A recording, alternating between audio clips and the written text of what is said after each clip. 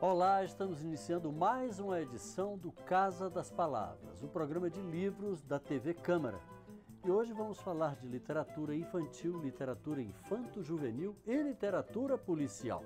Na primeira parte do programa, uma entrevista com o escritor Lourenço Casarré, premiado escritor, autor deste A Misteriosa Morte de Miguela de Alcazar, o último livro dele, que trata sobre um assassinato ocorrido durante um encontro de escritores de livros policiais.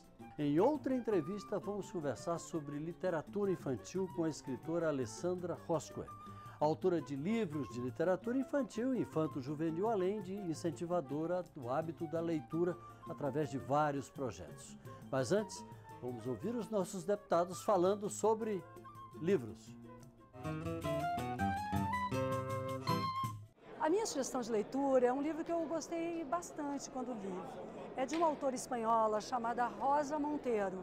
Ela escreve crônicas, prosa, de um modo geral, no El País.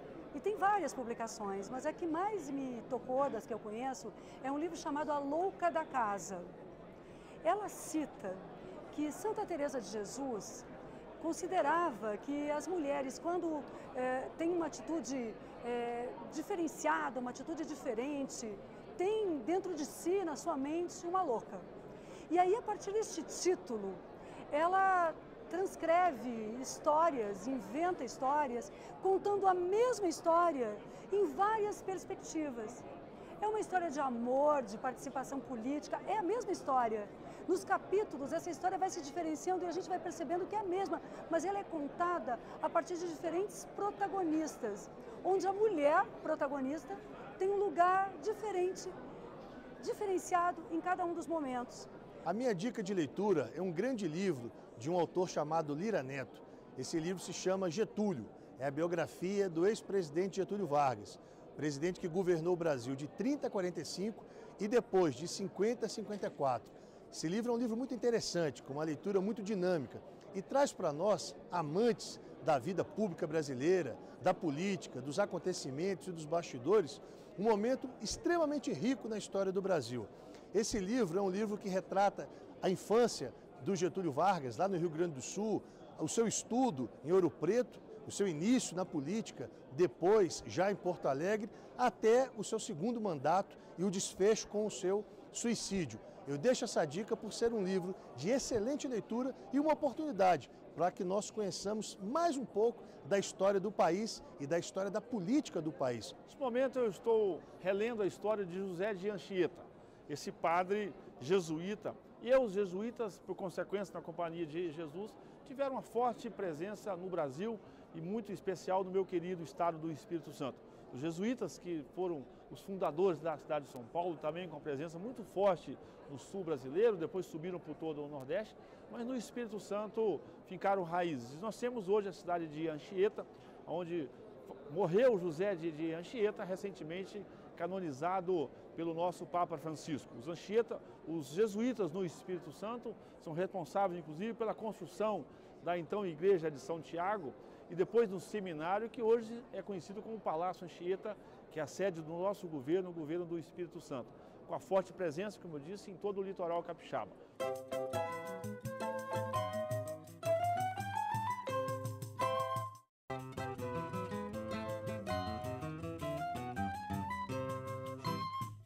A história da misteriosa morte de Miguela de Alcazar se passa em Brasília. É uma homenagem aos escritores de literatura policial e ao próprio gênero, um dos mais importantes da literatura mundial. Agora, se você pensa que no livro vai encontrar apenas uma história de suspense, está muito enganado. Confira na entrevista que o jornalista Roberto Seabra fez com o escritor Lourenço Casarré. Ele é autor de mais de 40 livros, entre novelas juvenis, romances e livros de contos. A gente está falando do escritor gaúcho Lourenço Casarré, que é o nosso convidado aqui de hoje do programa Casa das Palavras. Casarré, eu queria começar a conversa da gente falando sobre esse último livro seu aqui para adultos, que é A Misteriosa Morte de Miguela de Alcazar. É um livro policial ou é um livro de humor? Porque eu li o livro, Acabei de ler o livro e ri muito. E ao mesmo tempo também é um livro de mistério, né? Como é que você definiria esse seu último livro? Eu acho que ele é mais de humor do que policial, né? Mas na verdade é o seguinte, é uma brincadeira que eu fiz em torno da literatura policial, né? Porque eu sempre li muito livro policial e um dia eu resolvi homenagear aqueles escritores que eu li, que eu admirava, criando personagens parecidos com os personagens dele. Reuni toda essa gente em Brasília e inventei um congresso de escritores. Há uma morte misteriosa e começa toda uma investigação policial. Então, ele tem um esqueleto feita do livro por um jornalista, policial. né? Exatamente, feito por um jornalista dos anos 70, aqui gaúcho, em Brasília, né? Um jornalista gaúcho, né? Debochado, irônico e tal. Não tem nada a ver comigo. Bom, e aí um dos personagens morre e começa toda a pesquisa, né, de quem é o bandido. Então, eu acho que é isso. Eu diria assim, é uma homenagem à literatura policial. Uma homenagem bem humorada à literatura policial. Porque você acha que a literatura hoje, contemporânea, brasileira em especial, ela tem mais espaço para esse tipo de brincadeiras, de mistura de gêneros? Uma afirmação assim de uma coisa que eu observei ao longo do tempo na literatura brasileira. Embora se diga que o brasileiro é um cara brincalhão, alegre, essa coisa toda, eu acho a literatura brasileira muito melancólica, muito triste. Nós não temos muitos livros de humor assim, a não ser crônicas, livros de crônicas. Não estou falando de romances, novelas e romances de humor. Não tem muito. O que nós temos são livros de crônicas de humor.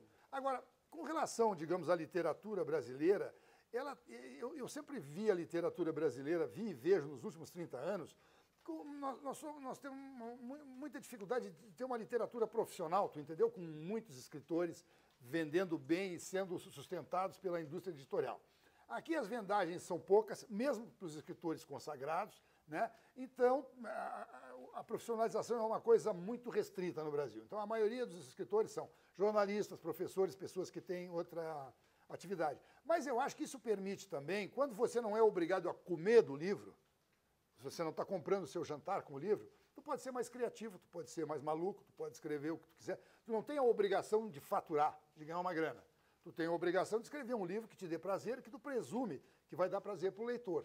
Então eu acho que no Brasil tem esse problema. Tem um problema de amadorismo, mas também tem um ponto positivo, que é a possibilidade de criar.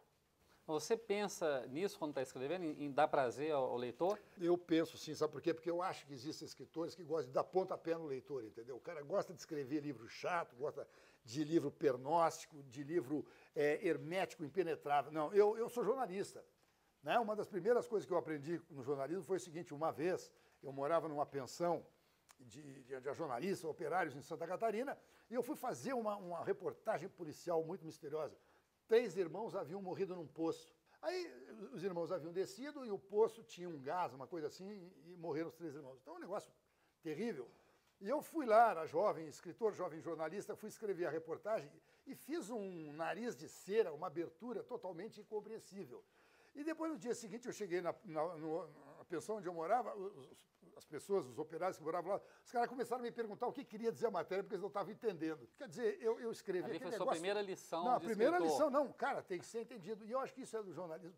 Levei para a literatura, apesar de que a maioria dos escritores malham o jornalismo, eu não malho. Eu sou muito grato ao jornalismo, eu acho que o jornalismo me ensinou muita coisa, é a minha profissão, tenho orgulho dela. E o jornalismo me ajudou muito na literatura, porque para defender algumas coisas que eu defendo, como a precisão, a clareza, né, e a objetividade. Tu entendeu? Então eu levo isso para a literatura. Mas Casarré, você escreve muito para jovem, literatura juvenil, né? Você escreveu Sim. vários livros, ganhou até um prêmio, sim. um prêmio Jabuti por um desses livros, né? Exatamente. Eu queria que você falasse como é que é escrever para jovem no Brasil, porque hoje o jovem ele é puxado para vários lados, né? Exatamente. Tem a tecnologia, tem... Exatamente. E como é que é continuar escrevendo livro para jovem? Quando eu me criei, quando eu era menino, que eu tinha 10 anos, nós vimos televisão no domingo, se não chovesse, tu entendeu? Porque tinha uma antena gigantesca que a imagem era só chuvisco, era um negócio assim. Então não tínhamos televisão, não tínhamos tablet, não tínhamos computador nem nada, passava o dia jogando bola, brincando na rua, inventando brinquedos, porque nós não tínhamos dinheiro, nós construíamos carrinhos, fazíamos bola de pano, essas coisas para jogar. Hoje um menino com 6 anos, eu vejo pelos meus netos, com 6 anos eles têm joguinhos no computador, joguinho no celular do vovô, que eles ficam comprando jogos e tal. Então eles são atraídos por milhares de coisas. Então, realmente, hoje em dia, a luta da literatura contra os vídeos, o vídeo da televisão, o vídeo do celular, é uma luta muito violenta, muito inglória. Mas acontece o seguinte, eu acho que a literatura tem uma grande vantagem. A literatura trabalha com a imaginação. O garoto que está vendo uma imagem na televisão, ele está vendo uma imagem na televisão. O garoto que está lendo um livro, ele não está vendo, ele está imaginando. Isso é um grande diferencial. Né? Bom, com relação ao trabalho do escritor de livros juvenis, o que eu poderia falar? O escritor de livros juvenis, ele geralmente está escrevendo um livro, muitas vezes, esse livro vai ser o primeiro livro que o garoto vai ler na vida ou a menina vai ler na vida. Quando chega aqui 10, 11 anos no colégio, eles vão ler um primeiro livro de 100 páginas. A primeira preocupação do menino ou de uma menina é ver o número de páginas. Né? E se eles olham o seu livro tem 130 páginas, eles entram em pânico, né? É a primeira vez que eles vão ler um livro e tal. E se terminam, aquilo serve como troféu, né? Exatamente. É o que por isso é que eu digo, eu gosto de escrever livros movimentados, livros de linguagem simples, com um diálogo irônico, brincalhão, e com muita ação, muito movimento, porque eu acho o seguinte, o escritor que escreve para jovens, pelo menos o escritor que é como eu, que tem essa minha proposta de trabalho, é o seguinte, eu não posso fazer um livro chato, porque esse livro chato pode matar um leitor. Se um garoto, se aquele livro é o primeiro livro da vida que ele pega, é um livro chato, ele vai abandonar.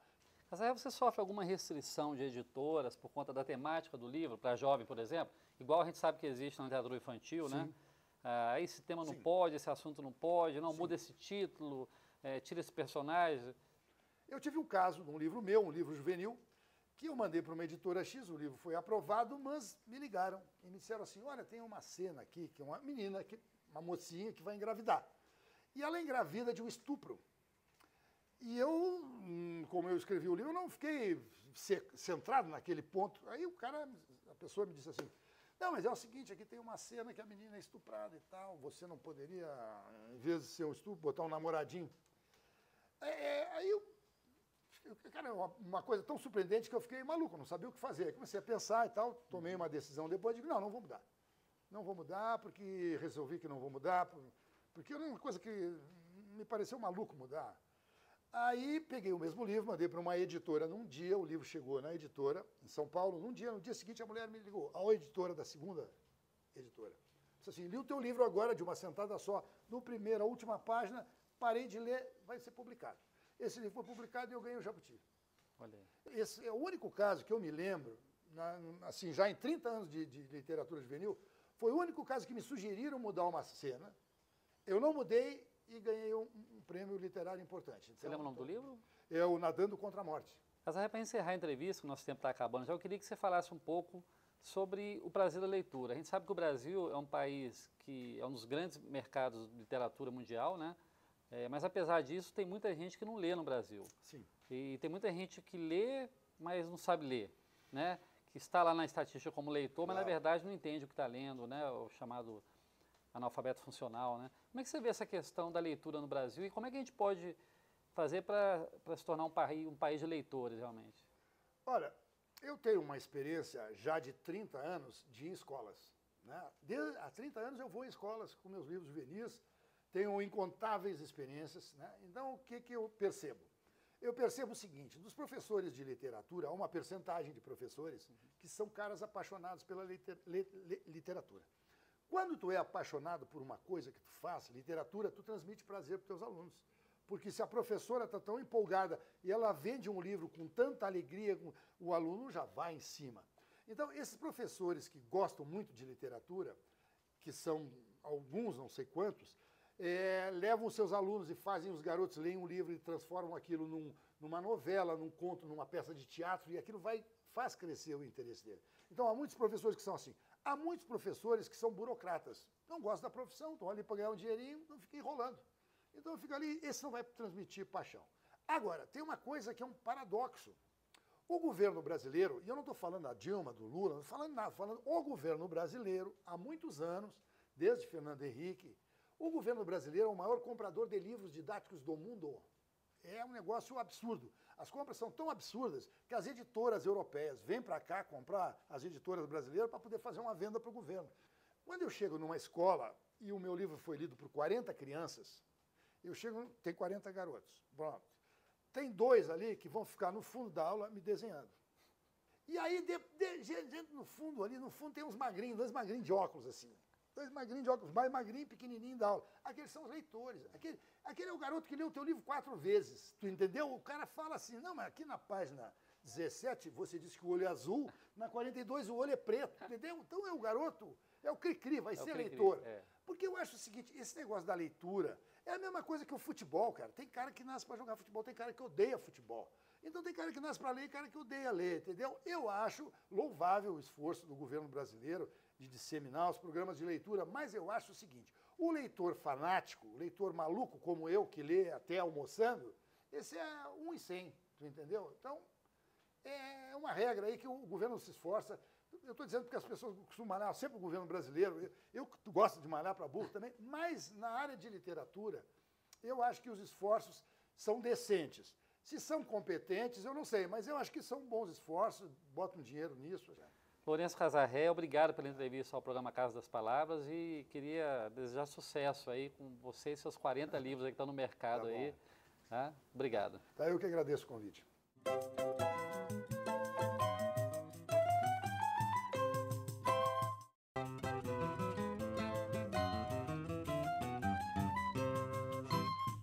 Ela escreve para um público muito exigente que adora ler e ouvir histórias. A escritora Alessandra Rosqui, que também é mediadora de leitura, é a entrevistada da segunda parte do Casa das Palavras de hoje.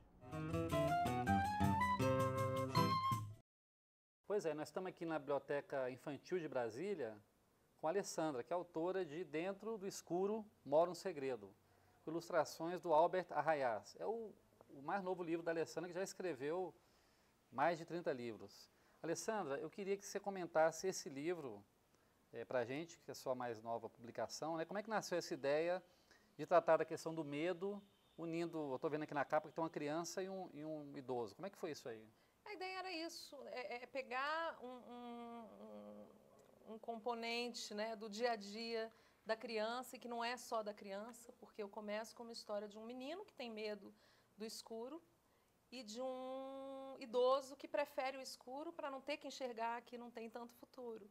E eles têm uma relação afetiva, é um avô e um neto, e a partir desse medo eles descobrem uma brincadeira, que é a brincadeira das sombras na parede. Né? Então o avô volta a ser menino e esquece toda a angústia, né, de estar mais perto da morte do que tem para viver. E o menino descobre que o escuro pode ser bacana, né? A partir da luz, da sombra, porque para fazer a brincadeira precisa do escuro, precisa da lanterna. Então é uma história afetiva, né? E o ilustrador me surpreendeu profundamente, porque ele entrou no clima da história. Ele é espanhol, Ele né? é espanhol.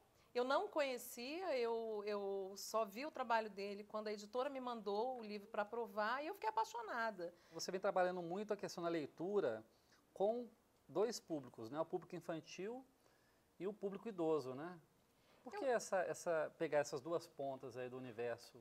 Eu sentia muita falta de uma literatura focada na primeira infância. Eu tenho uma relação com a primeira infância muito forte. Eu tive 3 filhos e nesse período mesmo, dos 0 aos 3 anos, na gestação, então eu comecei a ler para os meus filhos quando eu estava grávida, então eu lia em voz alta e lia o que eu estava lendo. Tá? Então eu estava lendo Guimarães Rosa, eu lia em voz alta e aquilo estabeleceu-se uma forma também de tempo afetivo com o bebê na barriga.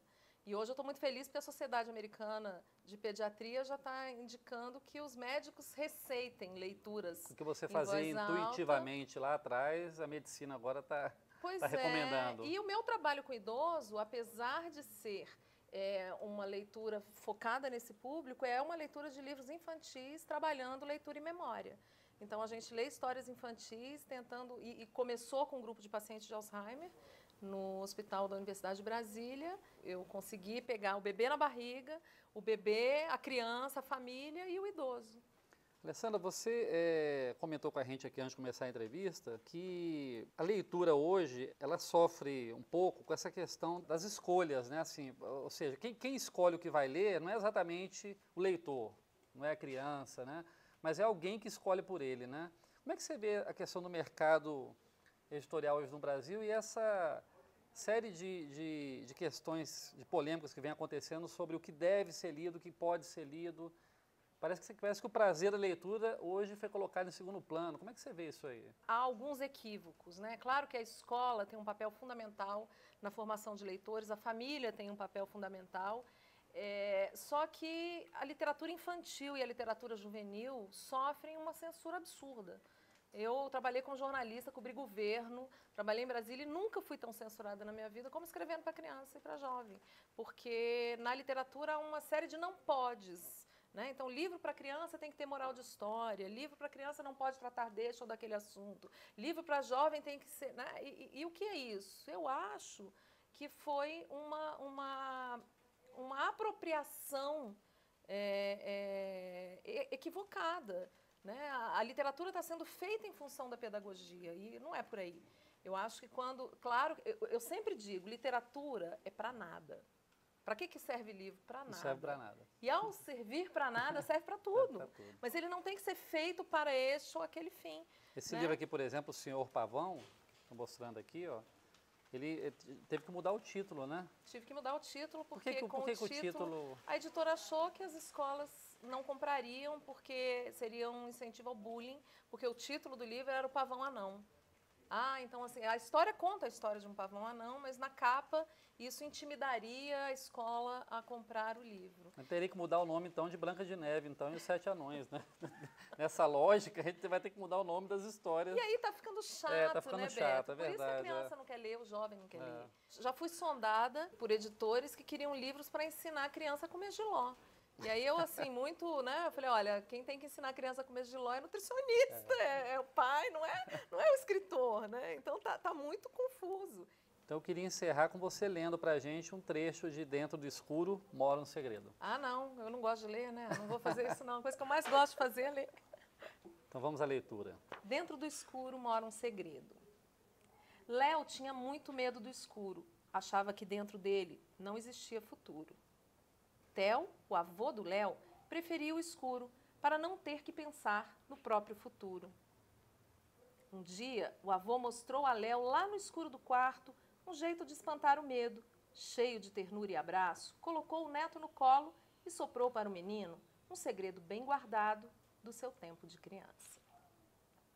Com lanterna na mão e muita imaginação, fez tudo o que era aflição virar diversão. Brincou com as sombras na parede e fez sumir o medo do Léo. Na parede, à sombra de cada um, além do brinquedo, desembrulhou também outro segredo. Só que esse eu não vou desembrulhar aqui não, eu vou deixar de surpresa para não estragar o bom de ler o livro, tá bom? Alessandra, obrigado pela entrevista eu que agradeço. E boa sorte aí na divulgação do seu novo livro. Obrigada, muito obrigada. E nós estamos encerrando mais uma edição do Casa das Palavras. Antes, duas notícias boas.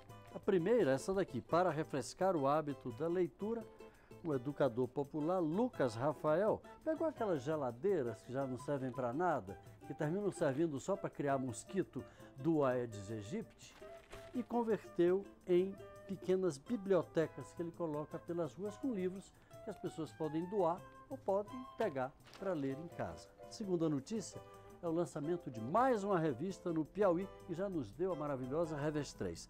Desta vez é Obliquar, com inéditos, é uma revista só de inéditos. Nesta edição aqui, por exemplo, tem inéditos de Otávio de Faria, Wilson Martins, Valmir Ayala, Assis Brasil e Carlos Newton Júnior. Nós queremos agradecer aos escritores que nos enviam suas obras para a gente ajudar na divulgação. A editora Patuá mandou esses 3 livros aqui. O livro do Ronaldo Cagiano, Eles Não Moram Mais Aqui, é aqui na orelha. O professor Léo Barbosa diz que Cagiano imprime uma atmosfera na qual os cenários das narrativas se unem na tentativa de percorrer os sentimentos e as emoções do narrador e das personagens. Tem esse Iurei Caberê, de Claudinei Vieira, um livro de poemas, só uma amostrazinha aqui. Encostou-se ao meu ombro, mais leve do que nunca tinha sido, mais leve do que a minha sombra. Encostou a boca, hálito de Halls prata. Em um inesperado meio beijo, sussurrou-me quase inaudível. Tenho segredos. Deu-me um sorriso simples, virou-me as costas e voltou para o céu. O terceiro livro é esse aqui da Elitânia André, Para Fugir dos Vivos, em que a escritora, que é mineira de Cataguases, segundo diz aqui também na orelha do livro o professor Ricardo Ramos Filhos, ela escreve de uma maneira tão criativa que dá para se ver num trecho como esse aqui. No momento em que o menino recorda uma surra, arrepios percorreram o meu corpo. Os pelos eriçados pela lembrança trazem à tona todo o afeto daquele instante, com a eficácia devastadora de um câncer. Metástase na alma. Do livro Para Fugir dos Vivos. Esta edição do Casa das Palavras fica por aqui. Mande sugestões, critique, comente, anote o nosso e-mail, casadaspalavras@câmara.leg.br. Ou então telefone de graça para 0800 619 619. Nós deixamos você com uma frase do educador e escritor Rubem Alves. Um livro é um brinquedo feito com letras. Ler é brincar. Rubem Alves. Obrigado pela audiência, boas leituras e até a próxima.